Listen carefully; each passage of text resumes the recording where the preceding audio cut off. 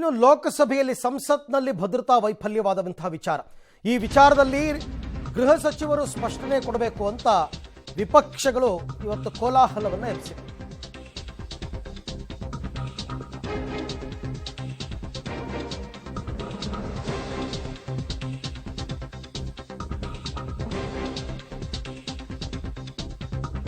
ಗೃಹ ಸಚಿವ ಅಮಿತ್ ಶಾ ಅವರು ಈ ಬಗ್ಗೆ ಸ್ಪಷ್ಟನೆಯನ್ನು ಕೊಡಬೇಕು ಅನ್ನೋದು ಪ್ರತಿಪಕ್ಷಗಳ ಪಟ್ಟು.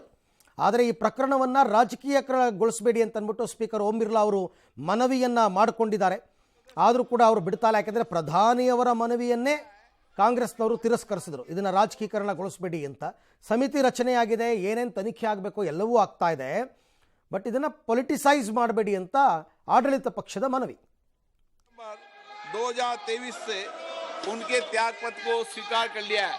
आप बोलना चाहते हैं जोशी जी? सर मैं इतना ही बोलना चाहता हूं सर, तो जो बीएससी में निर्णय हुआ था, सर्वसम्मति से स्वीकृति हुआ था कि सदन में हम प्लेकार्ड्स नहीं लाएंगे.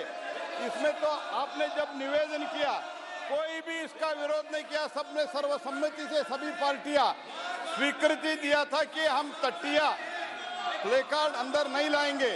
इसलिए मैं निवेदन करता हूं प्रैक्टिकली सर, ये सेशन जो चल रहा है ये 17th लोकसभा का अंतिम सेशन है, जो बाद में होता है वोट ऑन अकाउंट पर होता है.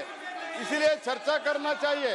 बहुत महत्वपूर्ण बिल भी है, वो भी कुछ विषय उठाते तो हम सबके चर्चा के लिए तैयार है सर. तो इस तरीके से हंगामा खड़ा करना, जब आप इतनी बार बार निवेदन कर रहे हैं, आपने सब एमपीज को लेटर लिखा है, जो कुछ भी प्रेसिडेंट आप उल्लेख करते हुए लेटर लिखा है.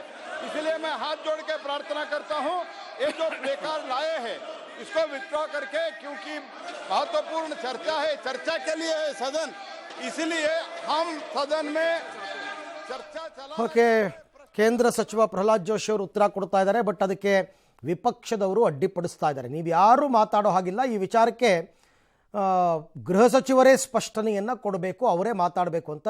ಗೃಹ ಸಚಿವರು ರಾಜ್ಯಸಭೆಯಲ್ಲಿ ಮೊನ್ನೆ ಮಾತನಾಡಿದ್ರು, ಶುಕ್ರವಾರ ಉತ್ತರವನ್ನು ಕೊಟ್ಟಿದ್ದಾರೆ. ಬಟ್ ಲೋಕಸಭೆಯಲ್ಲಿ ಕೂಡ ಅವರು ಉತ್ತರವನ್ನು ಕೊಡಬೇಕು ಅಂತ ವಿಪಕ್ಷಗಳ ಆಗ್ರಹ. ಜೊತೆಗೆ ಇವತ್ತೇನೋ ಪ್ಲೇಕಾರ್ಡ್ಗಳನ್ನ ತಂದಿದ್ದಾರಂತೆ, ಅದನ್ನು ಪ್ರದರ್ಶನ ಮಾಡ್ತಾ ಇದ್ದಾರೆ ವಿಪಕ್ಷದವರು. ಅದನ್ನು ವಿತ್ಡ್ರಾ ಮಾಡಬೇಕು ಅಂತ ಪ್ರಹ್ಲಾದ್ ಜೋಶಿ ಅವರು ಮನವಿಯನ್ನು ಮಾಡಿಕೊಂಡಿದ್ದಾರೆ.